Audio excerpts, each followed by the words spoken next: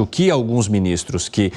entenderam pelo julgamento de Bolsonaro, pela condenação de Bolsonaro, argumentam é que ele estava ali naquela reunião com embaixadores questionando pontos que já tinham sido sanados, pontos que já não eram mais de se duvidar. Ou seja, ele estaria apenas alimentando uma visão distorcida do processo eleitoral brasileiro para tentar convencer por meio daquelas pessoas outros a o favorecerem naquelas eleições que ele sabia que as chances de vitória do atual presidente Lula seriam grandes, Gustavo Segré. Utilizando as urnas eletrônicas sem o voto impresso. Eu tenho uma sensação complicada, porque eu entendo, por um lado, que a utilização da rede nacional não era válida, não estava sendo colocada de uma forma correta pelo ex-presidente,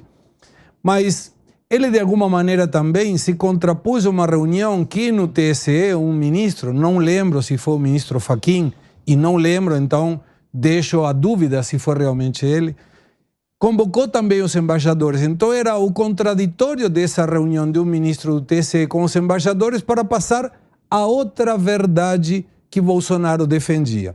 Não teve um impacto eleitoral favorável a Bolsonaro, não criticou a outro candidato, não teve uma clareza em termos de quanto isso poderia ter favorecido, e o que dá a sensação é que o presidente, na época, queria, através de embaixadores, levar essa sua preocupação para os países que esses embaixadores representavam. Mas continua sendo essa questão, não sei se inocente, não sei se porque não se tocou, mas o uso dessa cadeia nacional, utilizando a estrutura partidária, pode configurar e dar o argumento para uma inexigibilidade que me parece muito exagerada, sobretudo quando a interpretação jurídica do ex-ministro Lewandowski, no caso do impeachment da Dilma, contornou uma situação de não aplicabilidade da lei, porque ela deveria ter sido cassada para ocupar cargos públicos por 8 anos, mas deu uma relaxada. Então a pergunta é por que em alguns casos sim e o rigor da lei se aplica, em outros casos não. Isso não teria